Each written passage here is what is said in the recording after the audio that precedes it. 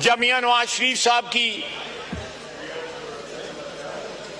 अहलिया फौत हुई, सारा दिन वो रिक्वेस्ट करते रहे कि मुझे फोन पे बात करने की इजाजत दी जाए, मैं उनका हाल मालूम कर, नहीं दी गई। वो वफात पा गई। ये एक बड़ा ह्यूमन मसला था, ये कोई सियासी मसला नहीं था। उसको भी सियासत के लिए इस्तेमाल किया गया। इतना जहर और इतनी विंडिक्टिवनेस थी कि मौत को भी जो है उसको भी एक्सप्लॉइट किया गया, उस शख्स को बात ना करने दी गई। यहां पे गंडापुर साहब ने चीफ मिनिस्टर पंजाब, जो एक बेटी है, एक बहन है, एक मां है, उसके लिए जो अल्फाज इस्तेमाल किए वो सबको पता है। मैं उनको दोहराना भी समझ बुरा।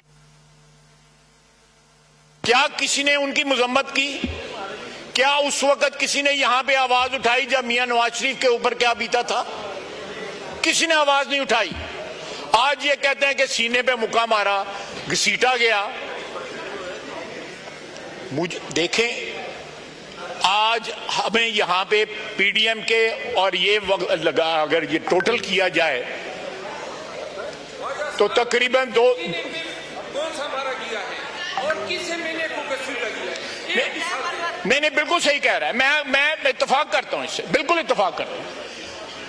देखें, अगर पीडीएम की हुकूमत और ये हुकूमत जो है, इसका टोटल जो है वो लगाया जाए तो हमें तकरीबन 2 साल हुक्मरानी करते हुए हो गए, उसकी मेहरबानी से, ऊपर वाले की मेहरबानी से।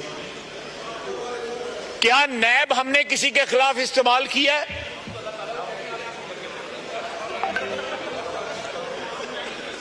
हमने किसी को, कोई नैब का केस जो है इस दौर में नहीं बना, ना पीडीएम का, ना इन्होंने नैब को इस तरह बुरी तरह इस्तेमाल किया है। और चेयरमैन नैब उस वक्त का जिस तरह इस्तेमाल हुआ है, पता नहीं, मैं मिसाल गलत किस्म की नहीं देना चाहता।